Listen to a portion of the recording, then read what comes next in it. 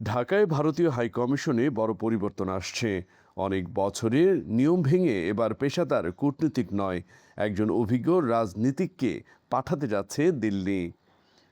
তিনি হলেন দীনেশ ত্রিবেদী, ভারতের সাবেক রেলমন্ত্রী এবং দীর্ঘদিনের রাজনীতিবিদ। প্রশ্ন উঠেছে, কেন এই পরিবর্তন? বিশ্লেষকরা বলছেন, এখন বাংলাদেশের রাজনৈতিক পরিস্থিতি খুবই গুরুত্বপূর্ণ সময় পার করছে।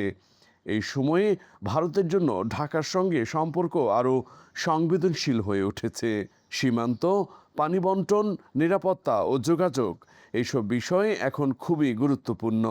এ কারণেই দিল্লি চাচ্ছে সরাসরি রাজনৈতিকভাবে কাজ করতে। পেশাদার কূটনীতিকরা নিয়ম মেনে কাজ করেন, কিন্তু একজন রাজনীতিক হলে তিনি সরাসরি সিদ্ধান্ত নিতে এবং দ্রুত যোগাযোগ করতে পারেন। দীনেশ ত্রিবেদীর বড় সুবিধা হলো তিনি ভারতের শীর্ষ নেতা নরেন্দ্র মোদী এবং অমিত শাহের ঘনিষ্ঠ। আরও একটি বিষয় হলো তা পশ্চিমবঙ্গের শিকড়। তিনি বাংলা ভাষা ও এখানকার সংস্কৃতি ভালো বোঝেন। বিশ্লেষকরা এই পদক্ষেপকে বলছেন রাজনৈতিক কূটনীতি, যেখানে সরাসরি প্রভাব খাটানো হয়। অনেক বছর পর প্রতিবেশী দেশে এভাবে কোনো রাজনীতিককে পাঠানো হচ্ছে।